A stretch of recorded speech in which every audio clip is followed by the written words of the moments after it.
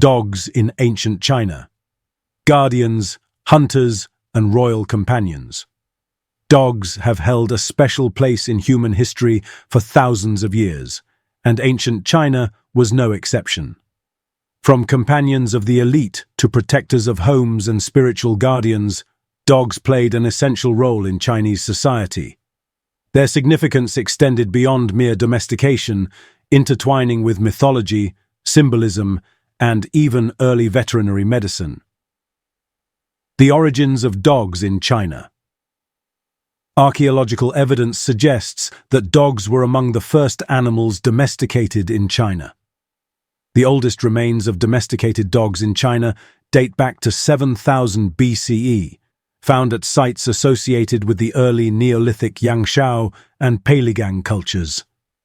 These dogs were often buried alongside humans, signifying their importance in both life and death. Ancient Chinese texts, including the Book of Rites or Liji, mention the use of dogs in daily life, especially as hunting aids and guardians of homes. Some breeds were selectively bred for their skills in tracking, guarding, and companionship. Dogs were also associated with agriculture, with some beliefs suggesting that they brought prosperity and helped protect crops from pests and invaders. Dogs as protectors and hunters.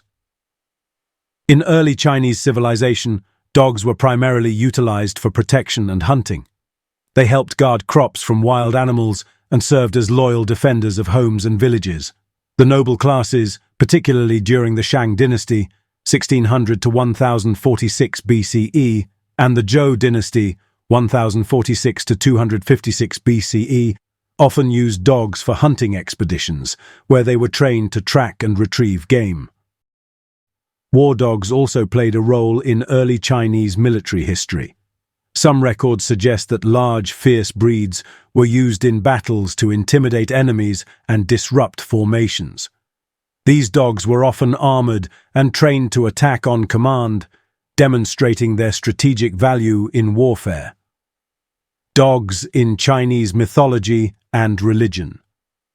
Dogs were not only practical animals in ancient China, but also carried deep symbolic and spiritual meaning. The Fu dog, or guardian lions. While technically not dogs, the stone guardian lions commonly seen at temples and palaces are inspired by real-life canines. They symbolize protection, strength, and prosperity. These statues were placed at the entrances of buildings to ward off evil spirits. The celestial dog in folklore, the Tiangu, or heavenly dog, was a mythological creature believed to devour the sun or moon during eclipses. In some versions, Tiangu was a divine protector that would punish the wicked, while in others, he needed to be pacified with prayers and offerings. Dogs in Buddhism and Taoism. Dogs were sometimes depicted as sacred animals in Buddhist and Taoist traditions. Some deities were associated with dogs, viewing them as symbols of loyalty and vigilance. It was believed that dogs could ward off evil spirits and act as spiritual guides in the afterlife. Dogs as status symbols. During the Han Dynasty, 206 BCE, 220 CE, small lapdogs became particularly popular among the aristocracy and ruling elite.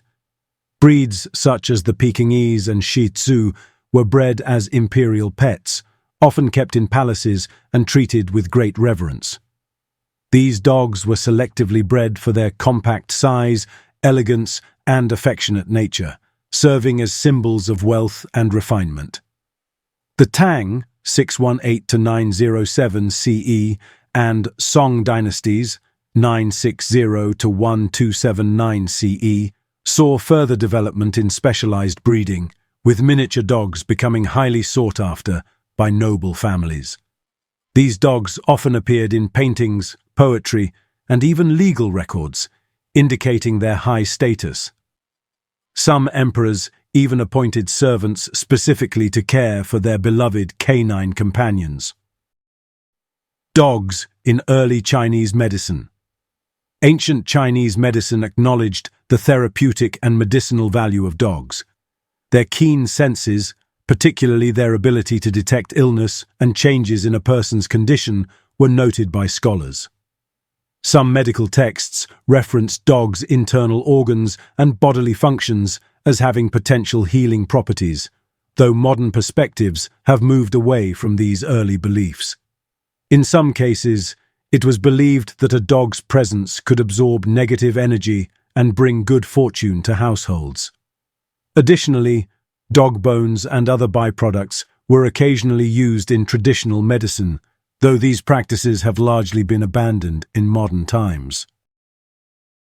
The decline and revival of dogs in Chinese culture. Despite their long-standing cultural significance, dogs faced periods of decline, particularly during times of famine or social unrest.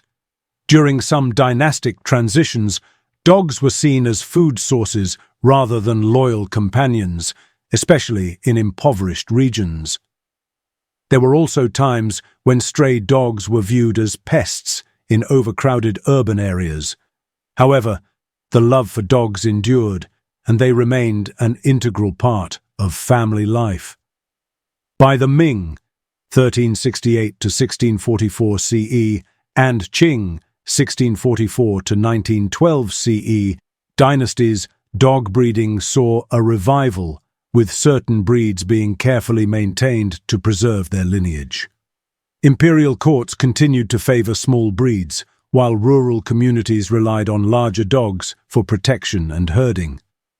Today, many ancient Chinese dog breeds, such as the Chow Chow, Shar Pei, and Tibetan Mastiff, continue to be cherished worldwide.